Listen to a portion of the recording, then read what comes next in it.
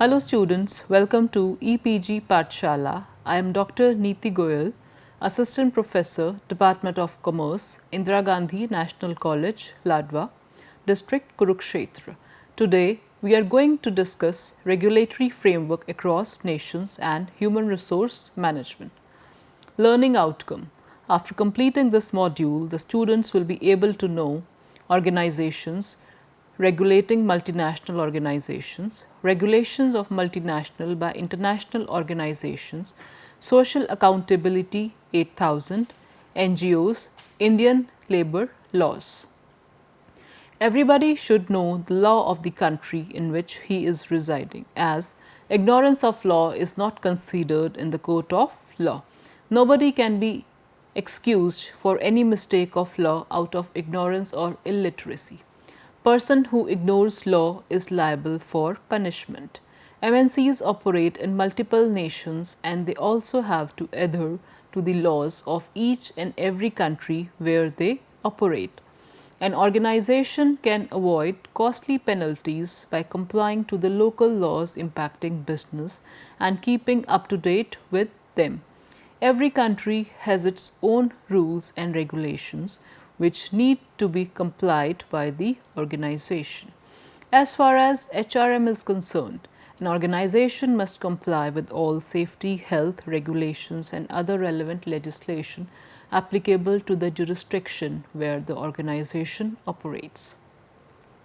This includes international guidelines, country, state and local laws that pertain to various areas of HR such as recruitment, benefits, labor relations and terminations, employees hired locally, management of employee.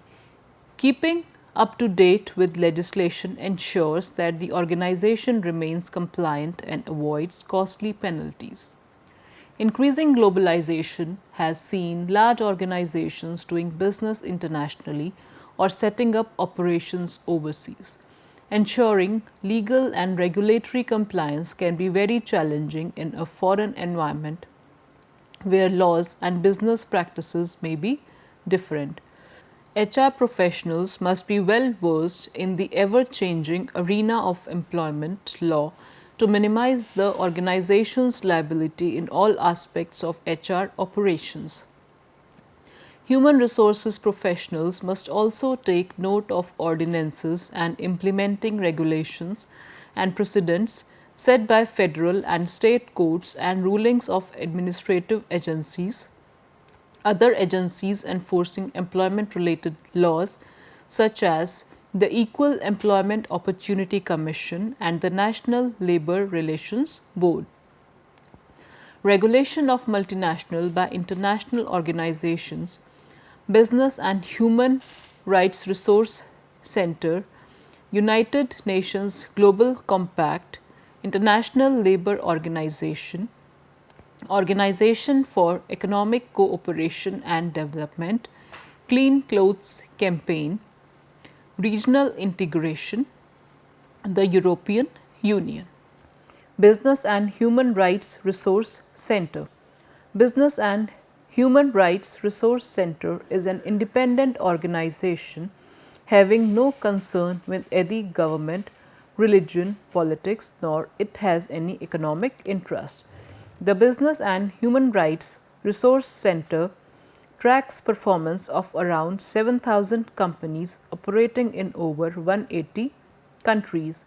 It makes information publicly available. It aims to build corporate transparency and strengthen the corporate accountability.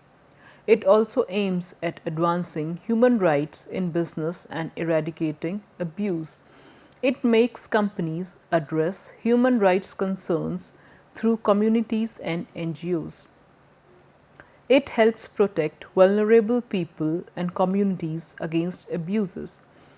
The Resource Center provides guidance materials and examples of good practice. It brings to light not only the criticism about the companies but also the good practices. It takes up various social like child labor, children rights, education, health, human rights, labor, poverty, gender equality, women empowerment, etc., environmental like biodiversity, environmental change, energy, water and sanitation, and governance issues like anti-corruption, peace and rule of law. United Nations Global Compact. The United Nations Global Compact is the world's largest corporate sustainability initiative by the United Nations to encourage business worldwide to adopt sustainable and socially responsible policies and to report on their implementation. The UN Global Compact has framed 10 principles for businesses relating to human rights, labor and government, labor, the environment and anti-corruption. Under the Global Compact, companies are brought together with UN agencies, labor groups and civil society. 10 principles framed by UN Global Compact for companies are: businesses should make sure that they are not involved in any human rights abuses. Businesses should support and respect the protection of internationally promulgated human rights. Businesses should endorse the freedom of association and should also uphold the effective recognition of the right to collective bargaining. Businesses should endorse the elimination of all forms of forced and compulsory labor. Businesses should endorse the effective abolition of child labor.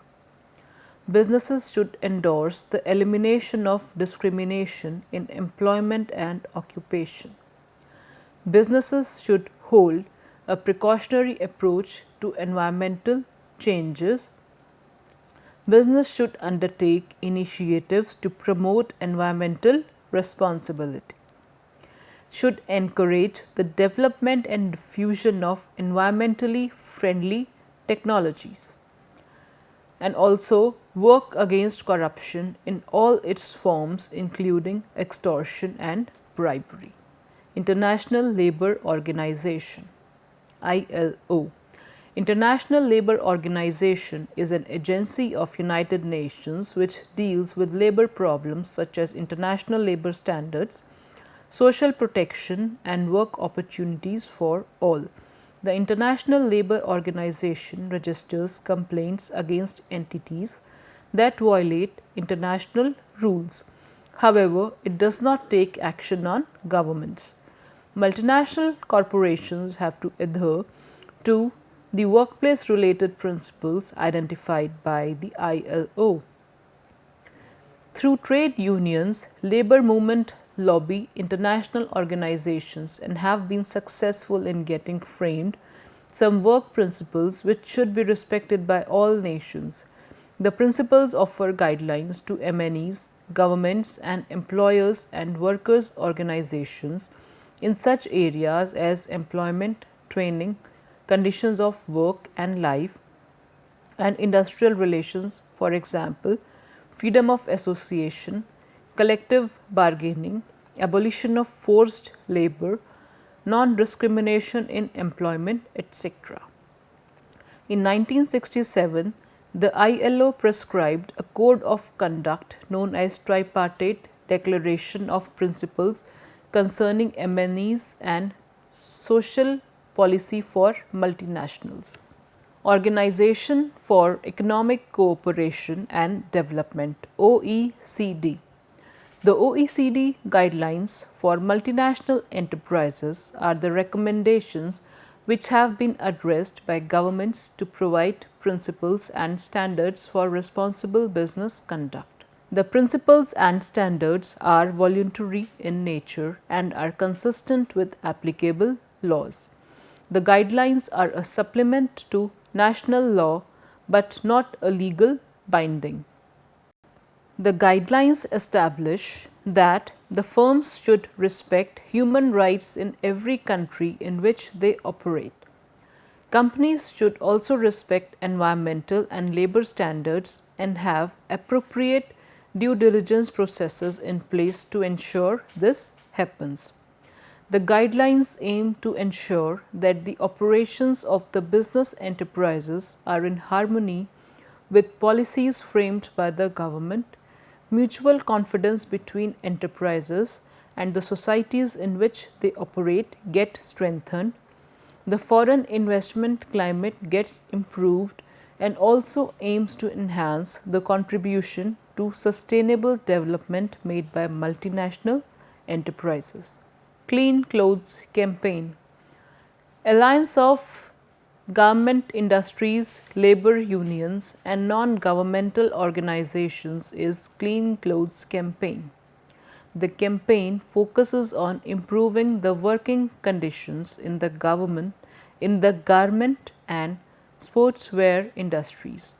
CCC has campaigns in 15 European countries and works with a partner network of more than 250 organizations around the world. The Clean Clothes Campaign insists that companies bear a responsibility and have the power to ensure that workers throughout their supply chains are treated fairly.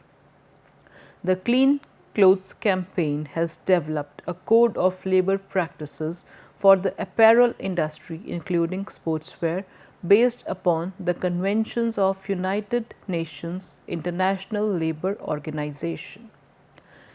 The principles set forth in this code include, among others, a minimum employment age, safe working requirements, set working hours, and right to a living wage. The Clean Clothes Campaign pressures retailers and manufacturers to adapt the code of labor practices and ensure that the principles are upheld. Regional integration, the European Union. Development of the European Union has significant implication for industrial relations. In the European Union, social policy cover a number of issues including in particular labor laws and working conditions, aspects of employment and vocational training, social security and pensions. The current treaty for the European Union is the Treaty of Lisbon, which came into force in December 2009, which guarantees the enforcement of a Charter of Fundamental Rights that covers civil, political, economic and social rights which are legally binding not only on the EU and its institutions but also on the member states as regards the implementation of European Union law. It also condemns discrimination on the grounds of gender, race and color and mentions social rights of workers applied within companies. For example, workers' right to be informed, to negotiate, right to strike, etc. With expansion of European Union, there has been an increased sensitivity to the problem of social dumping, which refers to the practice of employing cheap labor than what is available at site of production or sale. Social Accountability 8000. There is now a universal standard for monitoring human resource management practices around the world, similar to the ISO 9000 quality standard called the Social Accountability 8000, whose principles are drawn from the United Nations Human Rights Conventions. The role of HRM related to a global code of conduct include the following: drawing up and reviewing codes of conduct, conducting a cost-benefit analysis to oversee compliance by employees and relevant alliance partners, championing the need to train employees and alliance partners in elements of the code of conduct, checking that performance and reward systems take into consideration compliance to the codes of conduct.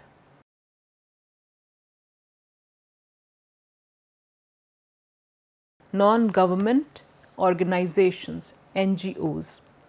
NGOs have strengthened with time and make significant impact on the working of MNCs. These organizations have become internationalized now and have national managers in various countries and use different organizational structures for establishing coordination and accountability. They often impact the business policies relating to MNCs through protests and rallies. Laws affecting human resource management in Indian context. Labor laws are formulated for protection of labor or employees against exploitation by their employer. Labor laws also put certain restrictions upon labor or employees against their employer. Non-compliance of labor laws by the employee or labor make them liable for punishment or penalty by the court. Labor laws are the backbone for the human resource management. There is no validity for the human resource management without following the labor laws. Disobey of labor laws may lead to serious consequences like penalization or imprisonment or both. Every human resource manager must know the labor laws of that country where he is working because most of the core HR functions are linked with the labor laws of the concerned country. The human resource functions of recruiting, selecting, training, performance appraising, compensating and attending to labor relations, safety, welfare and health concerns must relate to the labor laws of that country or state where the company operates. Critical issues like disputes resolving, women employees rules and regulations in mining, child labor and compensation in case of accidents, etc. The above said all issues are performed according to the labor laws strictly. Labor laws in India. The various labor laws in India are Indian Factories Act 1948, Child Labour Act 1986, Trade Unions Act 1926, Industrial Disputes Act 1947, Minimum Wages Act 1948, Payment of Wages Act 1936, Payment of Bonus Act 1965, Workmen's Compensation Act 1923, Payment of Gratuity Act 1972, Employee State Insurance Act 1948. Factories Act 1948. The Factories Act 1948 has been enacted to safeguard the interest of workers and to protect them from exploitation. It prescribes certain standards with regard to safety, welfare and working hours of workers apart from other provisions. The Act applies to every factory wherein 20 or more workers are ordinarily employed. The Child Labour Prohibition and Regulation Amendment Act 2016. A person who is under the age of 14 is called a child. An employing child in labour of any form has been declared as crime which is liable for serious punishments according to the Child Labour Prohibition Regulation Act 1986. The law completely prohibits employment of children up to the age of 14 but allows them to help in family enterprises and farms after school hours and during holidays.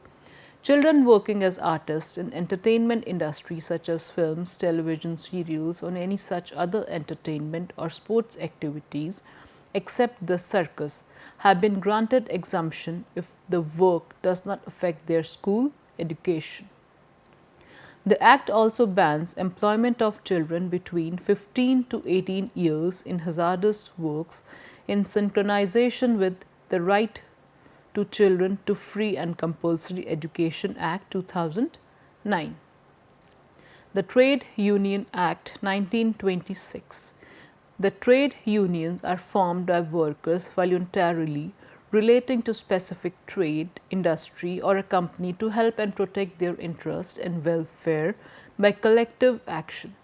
Trade unions caters to the workers' demand and also impart discipline and inculcate sense of responsibility in them. They are formed to provide wage security to workers and help secure better opportunities for promotion and training.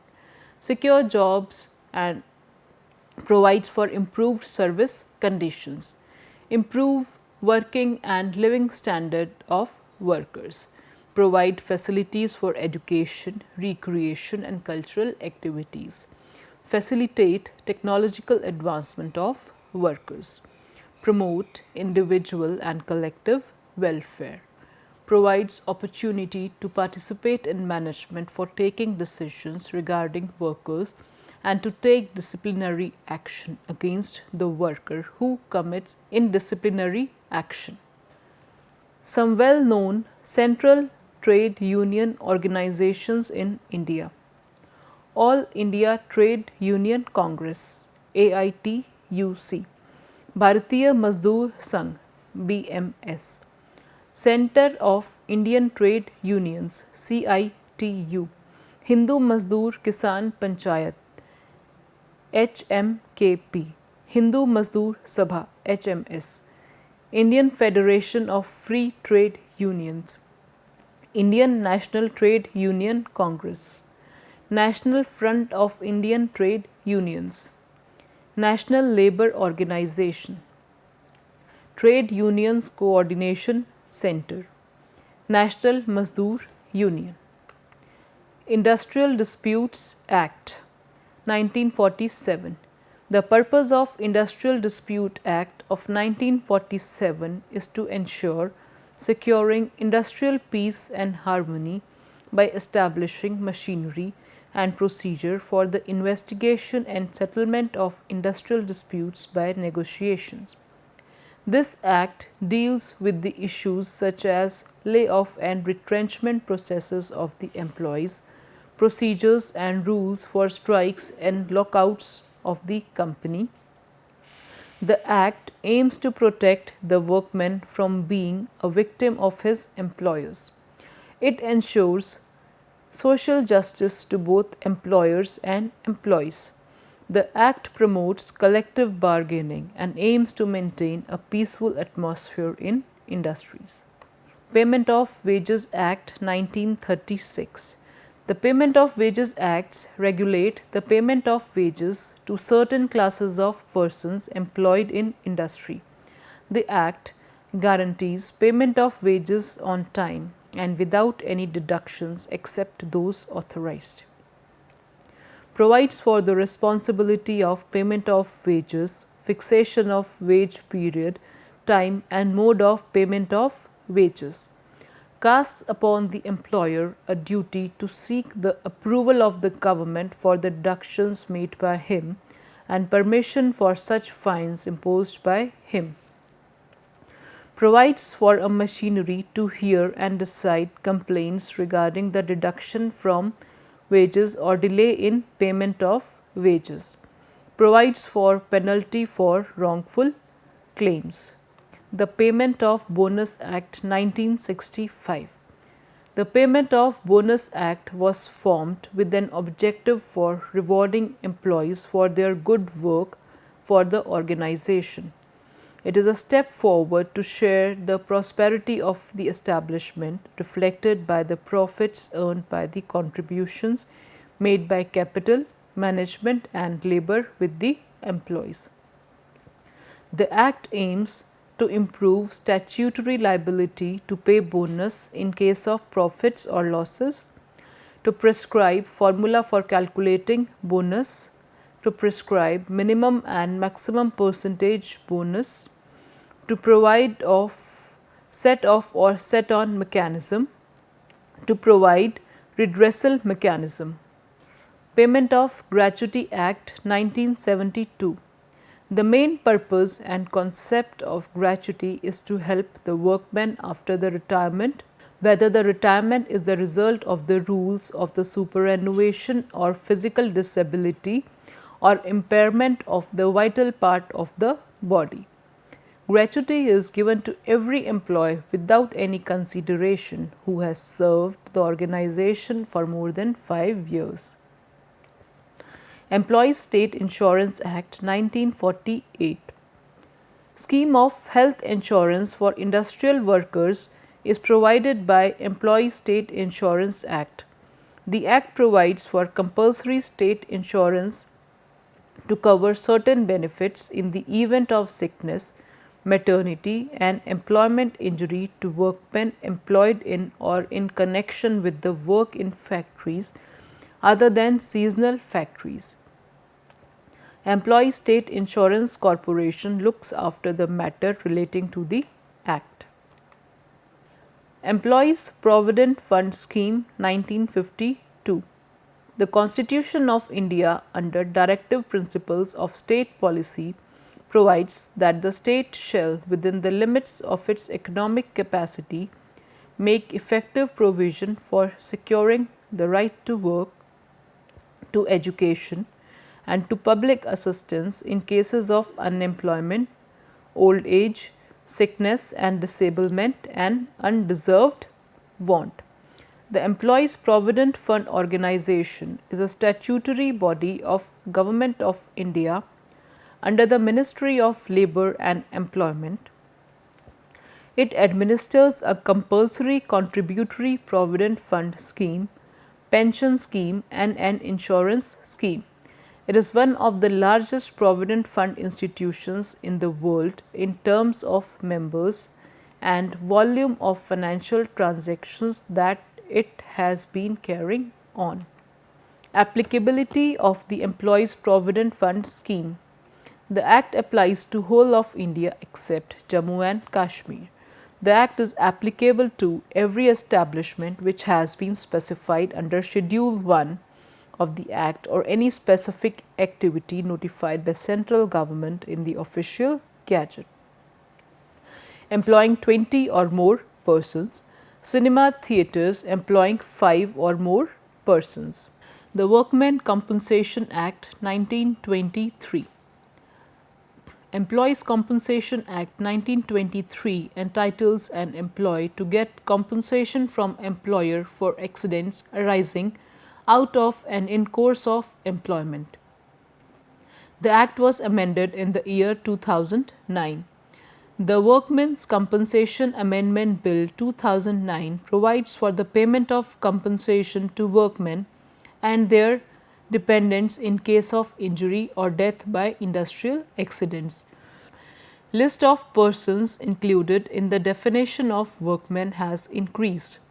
The word workman has got substituted with the word employee so that the law is applicable to all types of employees and is gender neutral. The bill also omits the requirement that the place should have 20 employees. The compensation to employees increased in case of death from 80,000 to 1.20 lakh, in case of permanent disablement from rupees 90,000 to rupees 1.40 lakh. The bill allows the central government to revise the monthly wage from time to time. Employees should be reimbursed for any medical expense incurred for treatment of injuries during the course of employment. The funeral expense of the deceased workmen has been increased from rupees 2,500 to rupees 5,000. The bill allows state government to appoint any person as commissioner for workmen's compensation. The cases related to compensation should be disposed by commissioner within 3 months from the date of reference. Sexual Harassment of Women at Workplace Prevention, Prohibition and Redressal Act 2013. Sexual harassment is defined to include unwelcome sexually determined behavior such as physical contact, request for sexual favors, sexually colored remarks, screening of pornography or any other conduct of sexual nature. The Act defines sexual harassment at the workplace and creates a mechanism for redressal of complaints. It also provides safeguard against false or malicious charges. The Act requires setting up of an internal complaints committee at each office or branch with 10 or more employees by every employer. Constitution of a local complaints committee at each district by the district officer and at the block level as well if required.